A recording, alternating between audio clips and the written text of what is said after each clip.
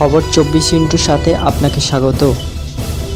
নতুন নতুন খবর জানার জন্য আমাদের চ্যানেলে চোখ রাখুন। নমস্কার দর্শক বন্ধুরা, খবর 24 সাথে আপনাকে স্বাগত। কেন্দ্রীয় তদন্তকারী সংস্থার অপব্যবহার নয় বরং 2014 সালের পর ইডি কার্যক্ষমতা আরও বেড়েছে, এমনটাই দাবি করলেন প্রধানমন্ত্রী নরেন্দ্র মোদী।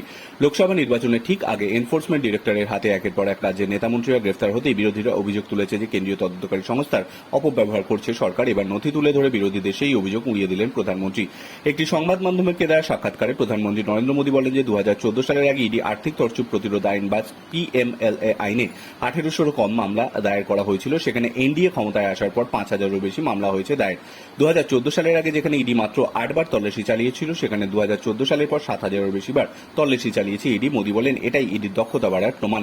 ইডি সিবিআই বেছে বেছে বিরোধীদের নিশানা করছে। দীর্ঘদিনের এই অভিযোগ নিয়ে মুখ খোলেন প্রধানমন্ত্রী। তিনি বলেন ইডি যে সমস্ত দুর্নীতি তদন্ত করছে তার মাত্র 3% রাজনৈতিক নেতাদের বিরুদ্ধে।